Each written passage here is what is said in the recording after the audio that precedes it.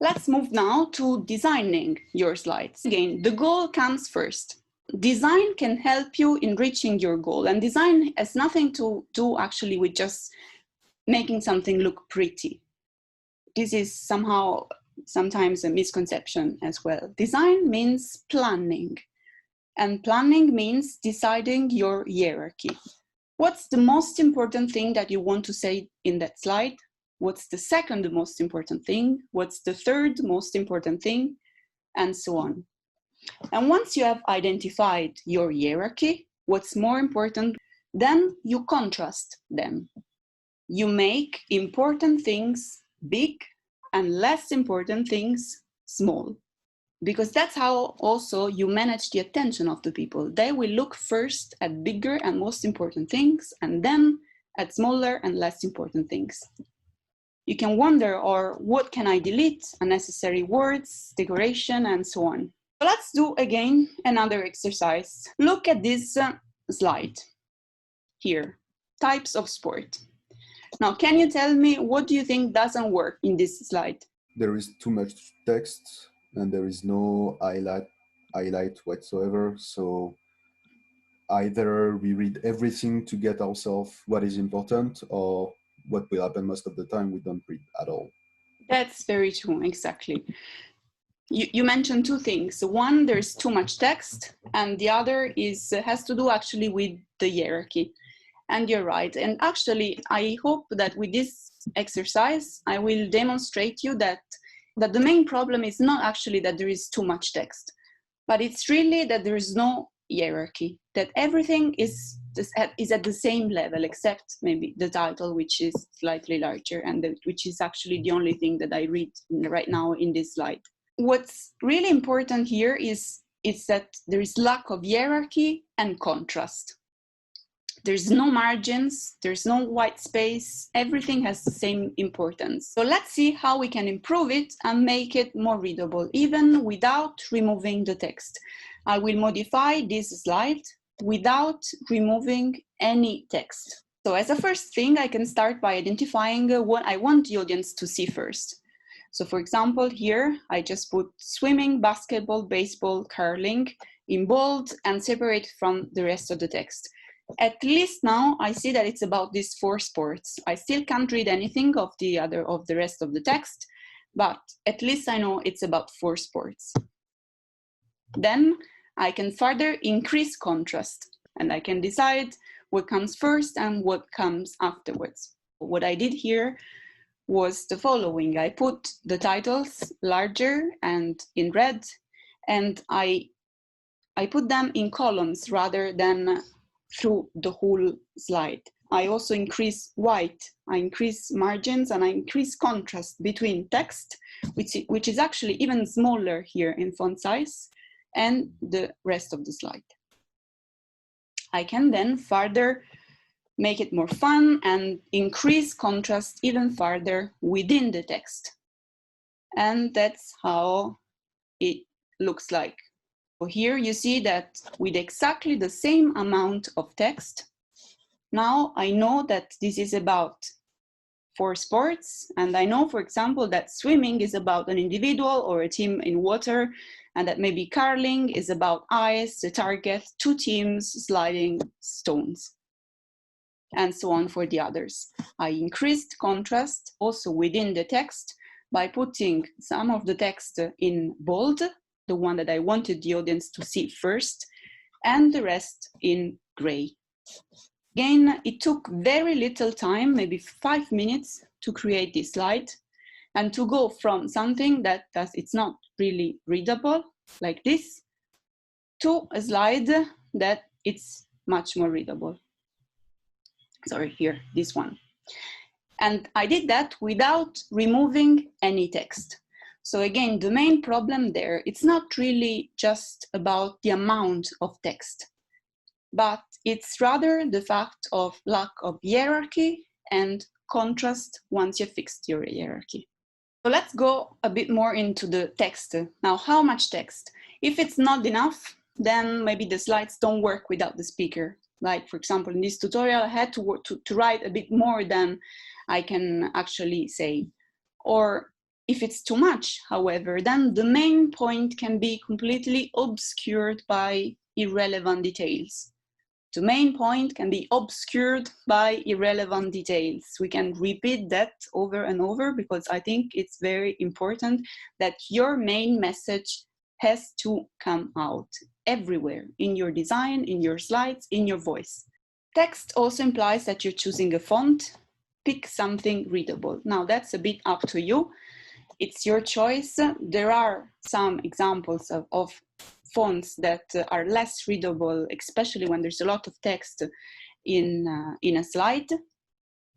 There's some others that maybe like Verdana, Georgia Avenir, that are more readable on slides and when there's more text. And in general, when you pick a font, consider also that even that gives a message. Like a font, for example, like the first one also says, I'm a contemporary font. And the second one is more, I'm a traditional font. And there's no good or bad, but it's a message, it's a choice also. The first one is sans serif. There's less contrast, it's more geometrical. If you see the width within all the letters is actually always constant and it's always the same. They're more readable usually in slides, especially if there's a lot of text. The second one can be good if you have maybe one word that you have to emphasize, or if you want to give something that it's more even sophisticated, maybe more emotional, closer to handwriting, but might be less readable in slides with lots of text. At the end of the slide, look more into what's the difference, the presence of these edges in the serif, or their absence in the sans serif. And there is a slide at the end that it's again from Coursera that also classifies a bit fonts into traditional, contemporary, warm, or cooler fonts. Images, that's another feature of your talk. So you'll probably have plots. Maybe you will want icons or photos or animations. Each of these items has a different usage. A plot should be there for a reason. It's there to explain and demonstrate your results. And so it has to come with an interpretation. And you have to first describe it and then explain it. And these are two different phases that have to come with all plots that you want to show. First, you describe it, you really guide the eye of the audience through your plot. They have never seen that plot before. So you typically go from the outside, from the title, the axis, the labels, to the inside, from the curves, and then you explain it. Why is it important? What's the message? If you cannot find a message for your plot, then typically you don't need a plot at all. Also, if the plot is complex and requires time, then either you have the time to explain it, or typically it's better if you remove the plot. It's useless to fill your slide with lots of invisible plot. People have to be able to look and actually see your plot, all parts of your plot, from the axis to the labels to the curves. A plot is not a photo or is not an icon, and they have very different meaning. It's not meant to make your slides look more fun or nicer. It's a visualization of your results. So it has to come with an explanation. There's icons. Icons can be actually found online, also for free. They are meant to be small. Usually they are used to replace bullet points. They can make it more fun, like you used, for example, 4 of them in the exercise before. And usually they don't have many details. So the smaller they are, the better it is. Photos are different still. They can either be found online or you can use your own and make it more personal. They usually refer to the main content of the slide. So they recall the title within the slide. And usually they have more impact if they're larger. The larger, the better. If you take photos from some websites, then I would avoid images which mimic a fake situation, because it's really difficult for your audience to actually feel empathy for them.